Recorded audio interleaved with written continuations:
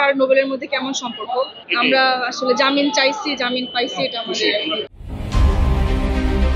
ধর্ষণ ও মারধরের মামলায় আলোচিত গায়ক মাইনুল আহসান নোবেল জামিন পেয়েছেন। মঙ্গলবার দুপুরে ঢাকার মহানগর হাকিম মেহেরা মাহবুব শুনানি শেষে 1000 টাকা মুচলেকায় তার জামিন মঞ্জুর করেন। এই মামলার বাদীকে কারাগারে বসেই বিয়ে করার 5 দিনের মাথায় জামিন পেলেন নোবেল। তার পক্ষে জামিন শুনানি করেন আইনজীবী মোহাম্মদ মনির উদ্দিন। তিনি বলেন, দুই পক্ষের মধ্যে আপোষ মীমাংসা হয়ে গেছে। আসামি জামিন পেলে বাদীর কোনো আপত্তি নেই। আদালতে উপস্থিত থাকা বাদীকেও বিষয়টি জানতে চাওয়া হলে তিনি কোনো আপত্তি নেই বলে জানান। এরপর বিচারক জামিনের দরখাস্তে সে কথাটা লিখে দিতে বলেন। পরে আদালত জামিন মঞ্জুর করেন। শুনানিতে আদালতের কাঠগড়ায় উপস্থিত ছিলেন নোবেল। এ সময় তাকে বাদীর সঙ্গে গল্প করতে দেখা যায়।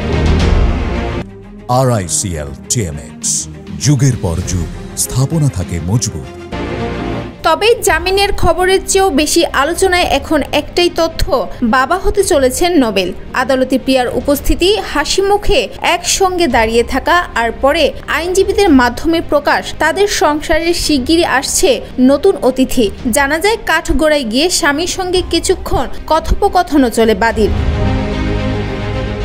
উভয় পক্ষের আইনজীবীরাও জানান এটি মূলত ভুল বোঝাবুঝি ছিল।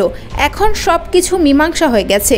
এরপর বিচারক জামিনের আদেশ দেন। জামিনের পর প্রিয়া সাংবাদিকদের বলেন, শিগগিরই আমাদের সংসারে নতুন অতিথি আসছে। তবে সন্তান আগমনের বিষয়টি নিয়ে এখনো মুখ খোলেননি নোবেল বা প্রিয়া। এই বিষয়ে আনুষ্ঠানিক কোনো ঘোষণা আসেনি।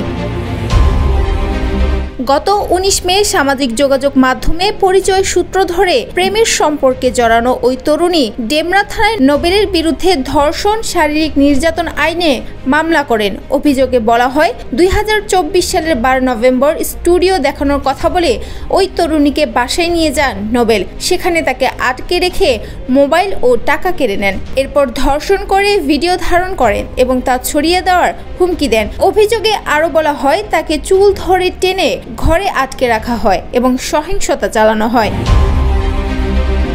মামলার পরদিন তাকে গ্রেপ্তার করে পুলিশ। আদালত জামিন নামঞ্জুর করে তাকে কারাগারে পাঠায়। এরপর থেকে তিনি জেলে ছিলেন। তবে 18 জুন আদালতে আবেদনের পর 19 জুন নোবেল কারাগারে বসেই সে বাদী তরুণীকে বিয়ে করেন। কাবিননামায় 10 লাখ টাকা দেনমোহর ধার্য করা হয়। দুই পক্ষ থেকে 2 জন করে সাক্ষী উপস্থিত ছিলেন। বিয়ের কার্যক্রম চলে মাত্র আধ ঘন্টা।